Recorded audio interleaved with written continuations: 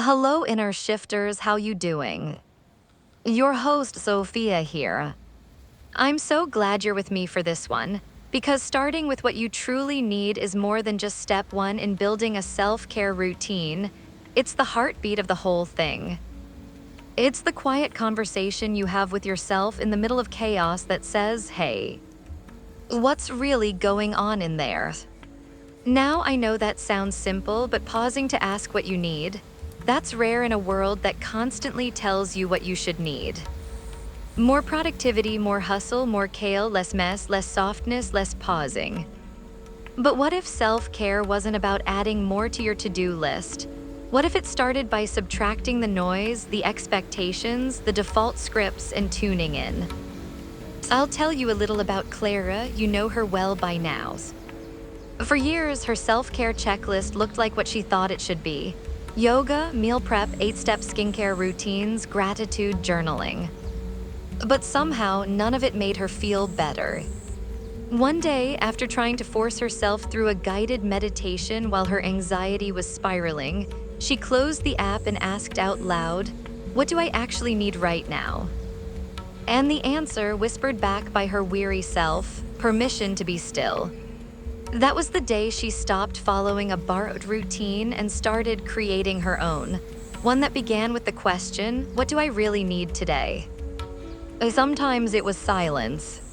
Sometimes it was ugly dancing to 2000s pop in the kitchen. Sometimes it was going to bed without brushing her hair. All of it counted because all of it came from truths. That kind of tuning in doesn't require incense or candles or a perfect playlist. It just requires presence. Pausing long enough to check in. You can literally place a hand on your chest and ask, how am I right now? What's hurting? What's craving attention?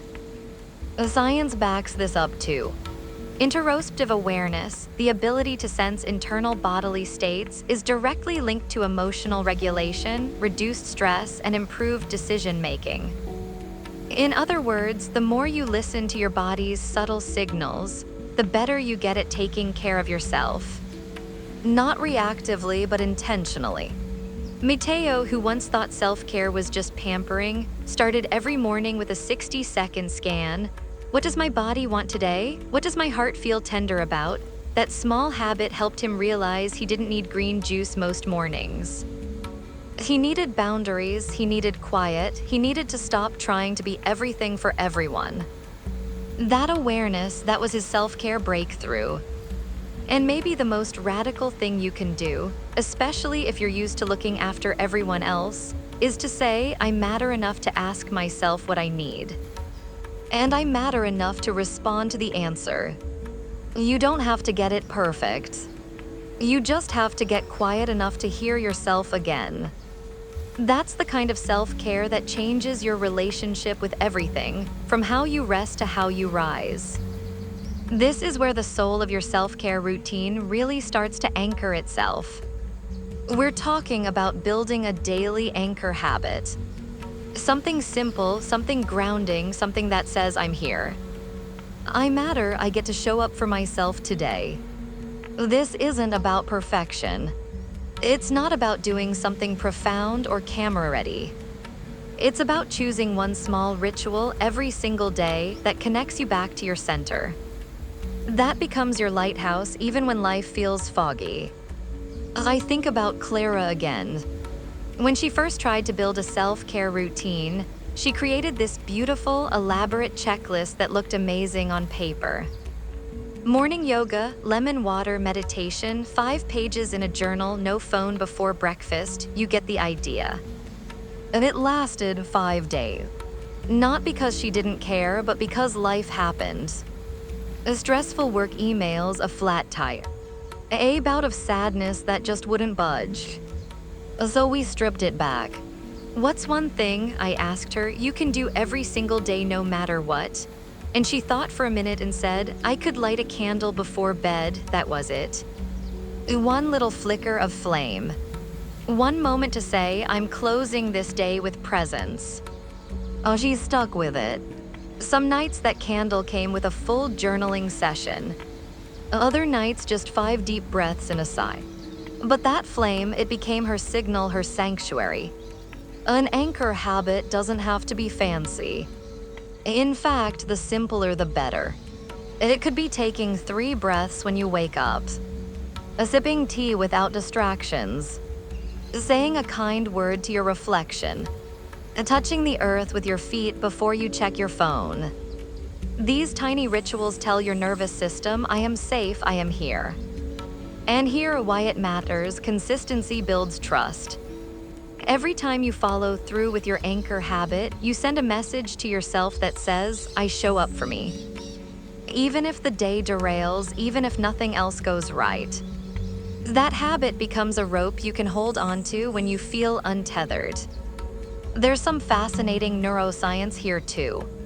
Habit formation doesn't rely on willpower as much as it does on cues and reward. Your anchor habit works best when it's tied to something you already do, like brushing your teeth or starting your coffee maker. That way it becomes automatic. You don't need to think, you just feel it pulling you home. Mateo, our steady, spreadsheet-hearted friend, chose to end each day by listing one win in a notes app, just one. I answered that scary email. I made it to lunch without snapping. I put my phone down for 30 minutes. Over time, he noticed something wild. His self-talk changed. The voice in his head got less punishing. I became the person who notices what's working, he said. That's what daily anchors do. They shift your identity one whisper at a time. And the best part, you get to choose yours. No one else gets to decide what brings you back to yourself. Maybe it's music, movement, silence. A post-it on your mirror that says you're still here and that's enough. Whatever it is, let it be yours. Let it be doable, let it be sacred, even if it only takes 30 seconds. So today, take a quiet moment and ask, what's one thing I can do every day that makes me feel just a little more like myself? Write it down. Try it tonight, let it become your little promise to you. Let's talk about balancing your care across 4 dimensions: physical, emotional, mental, and spiritual.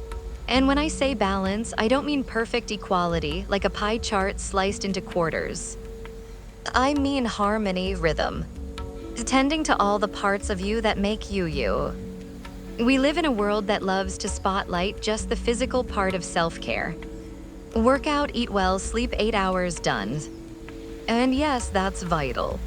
But have you ever taken a nap and still felt exhausted? Or eaten the salad and still felt empty?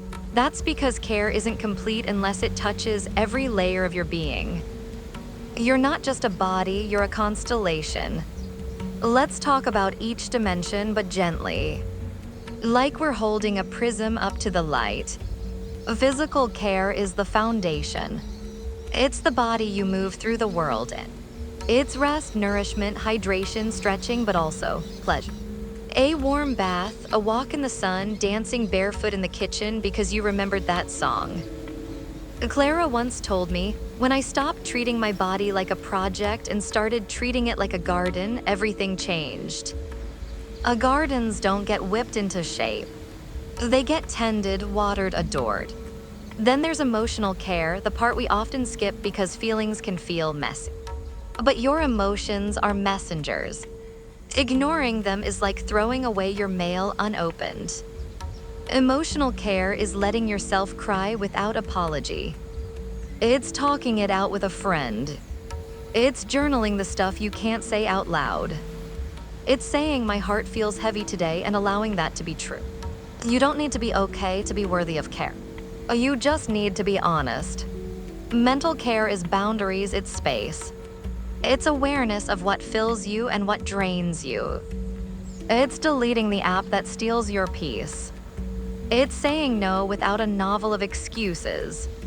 It's letting yourself not be productive and still believing you have value.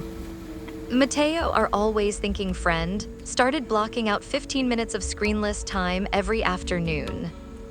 I thought I'd go crazy, he laughed. Instead, I found myself again. Mental care is the act of turning down the noise so you can hear your own thoughts again. And then there's the quiet one, spiritual care. Not necessarily religious, though it can be, but spiritual, as in connecting to meaning. Something bigger, something softer, gratitude, wonder, prayer, stillness. That feeling when you're watching the sky and it's just vast. Or when you breathe so deep it feels like your soul just unclenched. Clara lights a candle each night, not for the scent, but for the pause, the reverence. It reminds me I'm here, she said. That's spiritual care. When all four of these layers are seen, something clicks. Your energy comes back, your clarity sharpens. Your joy returns, quietly at first, then louder. And it doesn't mean every day is perfect. It just means every part of you is getting heard. Here, what I suggest, if you want to start simple, draw a little quadrant. A 1 square for each dimension. Ask yourself, what's one act of care I've shown in each area this week? Which ones need a little more love? It's not a checklist, it's a compass. Let it guide you back to wholeness. You're not too much, you're not too sensitive, you're not behind, you're just multi-dimensional. And the more tenderly you tend to all your parts, the more fully you begin to feel like yourself again. This is more about creating rituals, not chores. And my friend, this might just be the invitation you didn't know you needed. To turn the ordinary into the sacred, the routine into refuge, the have to into get to. Because let's be real, we've all built routines that felt more like obligation than care. A checklist, a set of healthy habits that we heard were good for us. Drink the smoothie, do the squats. Meditate for 10 minutes. And sure, these things might be helpful. But when they start feeling like chores, like boxes to tick off, they stop nourishing and start depleting. That's where ritual changes everything. Ritual isn't about being fancy, it's about being present. It's the intention you bring to the moment that turns it into something meaningful. Clara, yes, our beautifully evolving Clara, once told me that she hated doing skincare. Not because she didn't like having healthy skin, but because it felt like a task. A rush, a blur before bed. So one night, she decided to try something new. She dimmed the lights, played soft music, and turned her routine into a kind of ceremony, slow, luxurious, scented. It was the same moisturizer, she said, but it felt like a love letter to myself. That's ritual. And guess what? It made her more consistent. Because when something feels good, when it feels sacred, we want to return to it. Mateo started making tea every afternoon as a pause between work and rest. Same tea, same mug, but he did it slowly with both hands without checking his phone. That became his signal. The day is softening now, one steeped leaf at a time. There's science in this too. Rituals activate the parasympathetic nervous system, the rest and digest mode. They reduce cortisol, improve emotional regulation, and create a sense of safety in the body. Even the repetition, the predictability, gives your nervous system something to lean on. That's why people light candles in spiritual spaces. That's why we sing lullabies and fold napkins and bless food. Because the doing grounds the feeling. So what in your routine could become a ritual? Maybe your morning coffee. Instead of gulping it while scrolling through notifications, you hold the cup with both hands. You close your eyes between sips. You say thank you for a new day. Maybe your walk isn't just steps, it's a conversation with the sky, a noticing, a prayer in motion. Maybe brushing your hair isn't grooming, it's remembering that your body deserves tenderness, not haste. Ritual is what happens when you slow down long enough to notice that you are alive in this moment, and that's reason enough to pause, to honor, to breathe. And here's the thing, you don't need to earn this softness. You don't need to wait until everything is perfect. You just need to claim one moment and treat it like it matters. Then another, that's how routines become rituals. That's how habits become healing. So light the candle, press play on your favorite song. Let the warm water of your shower feel like a cleanse of more than just your skin.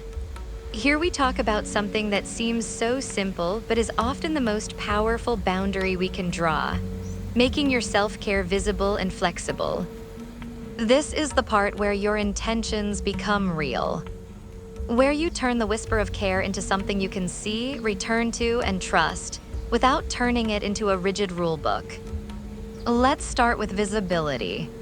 Because how often do we think about taking care of ourselves? I'll go for a walk later, I'll drink more water tomorrow, I should probably journal tonight. But by the time the day ends, we're running on fumes and promises we forgot to keep. Visibility bridges that gap. It says put it somewhere you'll see it.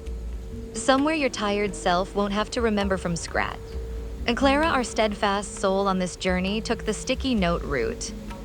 She wrote down 3 questions on neon paper and stuck them to her bathroom mirror.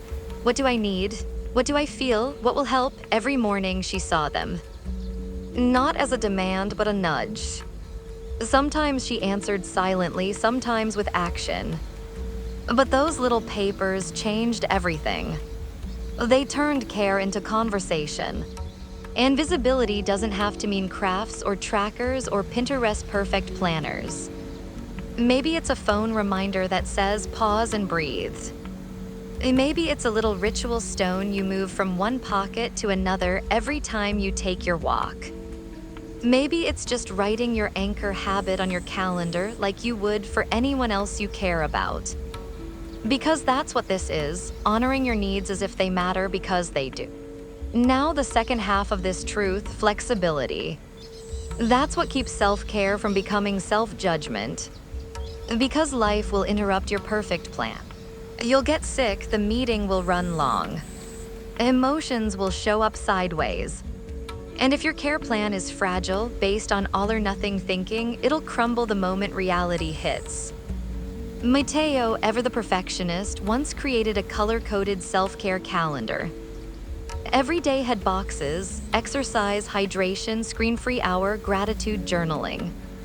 After 2 off days, he felt defeated, ready to toss the whole thing. So we softened it, built in backup plans, and created space for imperfect follow-through. If he couldn't do the long version of his routine, he did a 5-minute breath instead. If journaling felt like too much, he just wrote 1 word. That ability to adapt kept him consistent. And consistency, that's what brings the transformation. You see, flexibility doesn't mean you're flacking out. It means you're listening, you're adjusting instead of abandoning. You're staying in relationship with yourself even when things get messy. That's not weakness, that's wisdom. Think of it this way: if your best friend had to cancel plans because she was overwhelmed, you wouldn't erase your friendship. You'd say, that makes sense, let's try again tomorrow. Offer yourself that same mercy, that same patience. So as you shape your self-care routine, ask yourself, where can I see it? And where can I soften it, make it live somewhere in your space and somewhere in your life where it doesn't break when you bend? You're not meant to follow a perfect plan. You're meant to live inside a practice, one that grows with you, changes with you, forgives you, and reminds you that even when nothing else goes as planned, you came back to you. I thank you so much for listening to this podcast. Remember to like, follow, subscribe, and do all those lovely things you wonderful people do. I'll see you next time.